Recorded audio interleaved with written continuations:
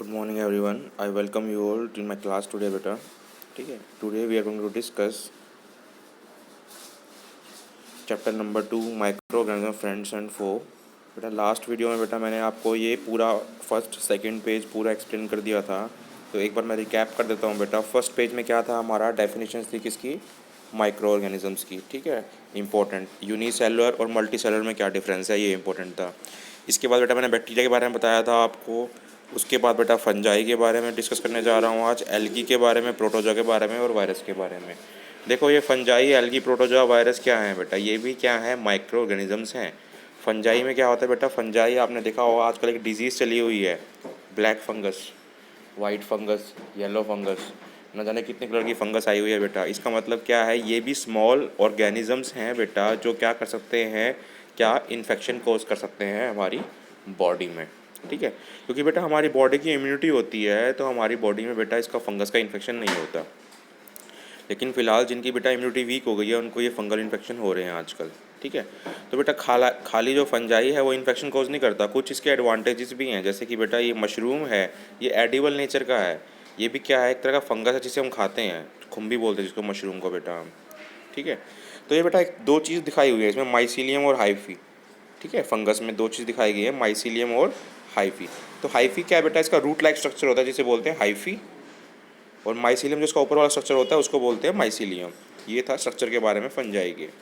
इसके बाद बेटा आता है एल्गी के बारे में। देखो एल्गी पता है आपको बेटा, घर में काई लग जाती है पानी में, ग्रीन कलर की। ठीक है, सबने देखी हुई है। ठीक है, तो एल्गी क्या है, एक तरह का बेटा स्मॉल माइक्रो ऑर्गेनिज्म है। ठीक है, लेकिन जिसमें क्या पाया जाता है, जिसमें क्लोरोफिल पाया जाता है। तो जब उसमें बेटा क्लोरोफिल पाया जाता है बेटा हमारा एल्गी में, तो क्लोरोफिल क्या है बेटा, chlorophyll is able to do the process of photosynthesis. Chlorophyll क्या है बेटा, फोटोसिंथेसिस का प्रोसेस कर सकता है। तो जब क्लोरोफिल बेटा फोटोसिंथेसिस का प्रोसेस कर सकता है, इसका मतलब क्या है बेटा, algae is able to make its own food, and that's why it is called as the producer. इसलिए बेटा हम एल्गी को क्या कहते हैं, we call it as the producer, इसे हम प्रोड्यूसर भी कहते हैं। तो बेटा बता रहा है, since algae cells have chlorophyll they can perform photosynthesis. Algae में भी यूनिसेलुलर और मल्टी सेलुलर, यानी कि एल्गी हमारी यूनिसेलुलर भी हो सकती है और मल्टी सेलुलर भी हो सकती है। ठीक है, तो बेटा कुछ एग्जांपल दिए हुए हैं एल्गी के फिर नीचे, spirogyra, blue green algae, multicellular. ठीक है, these are some examples of the algae. Next आता है बेटा क्या, फिर हमारा प्रोटोजोआ के बारे में। ठीक है, प्रोटोजोआ के बारे में क्या बताया हुआ है बेटा, प्रोटोजोआ क्या है, एक ब्रॉड कैटेगरी है किसकी, माइक्रो ऑर्गेनिजम्स की।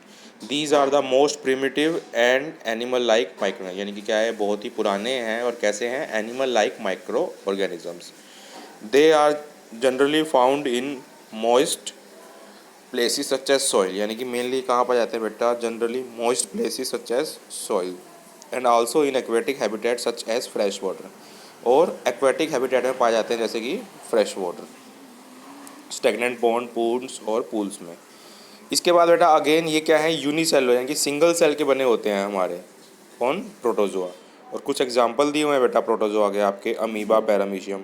ठीक है, फिर बेटा नेक्स्ट कैटेगरी है वायरसेस की, ये भी डिस्कस कर चुका हूँ, एक्सप्लेन कर चुका हूँ वायरस के बारे में डिटेल में आपको। ठीक है, कॉमन कोल्ड, फ्लू, ये सारा किससे होता है, हमें वायरस से होता है। और एक सिंपल सा बेसिक स्ट्रक्चर दिखाया हुआ है वायरस का, नॉर्मली वायरस हमारा ऐसे होता है। इसके बाद बेटा नेक्स्ट टॉपिक आता है आपका, where do the microorganism live, कहाँ रहते हैं बेटा।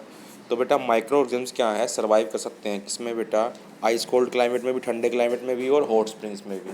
ठीक है, यानी कि जो गर्म पानी के झरने होते हैं उसमें भी सर्वाइव कर सकते हैं microorganisms, ice cold water में भी सर्वाइव कर सकते हैं, and deserts to marshy lands, deserts में भी और मार्शी लैंड्स में भी।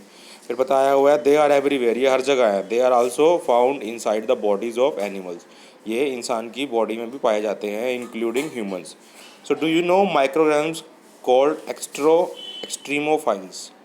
ठीक है, एक्सट्रीमोफाइल्स का मतलब क्या है बेटा, दे, कि वो क्या है, एक बहुत वाइड रेंज के टेम्परेचर को टॉलरेट कर पाते हैं माइक्रो ऑर्गेनिजम्स। ठीक है,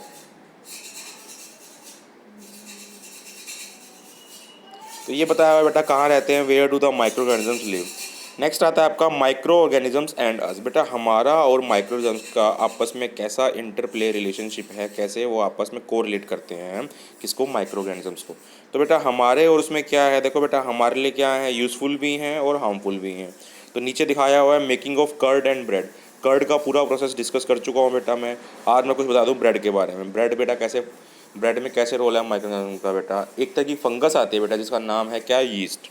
वो यीस्ट फंगस क्या करती है बेटा, आपको जो भी आपने ब्रेड के लिए आटा गूंदा है बेटा, आपका मैदा आटा जो भी गूंदा है आपने, ठीक है, ब्रेड के लिए, ठीक है, आप उस यीस्ट को बेटा, उस यीस्ट क्या एक तरह की फंगस है, यीस्ट को आप उस आटे में बेटा इंट्रोड्यूस कर दोगे। और आटे में इंट्रोड्यूस कर देने के बाद बेटा क्या होगा, वो क्या करेगा, जो भी बेटा उसके अंदर आटे के अंदर शुगर प्रेजेंट है, ठीक है, जो भी कार्बोहाइड्रेट प्रेजेंट है, वो उसको ब्रेक कर देगा किसमें, स्मॉलर पार्टिकल्स में, यानी कि वो कन्वर्ट कर देगा उसको अल्कोहल में। और साथ में क्या करेगा बेटा, कार्बन डाइऑक्साइड गैस प्रोड्यूस करेगा। Carbon dioxide gas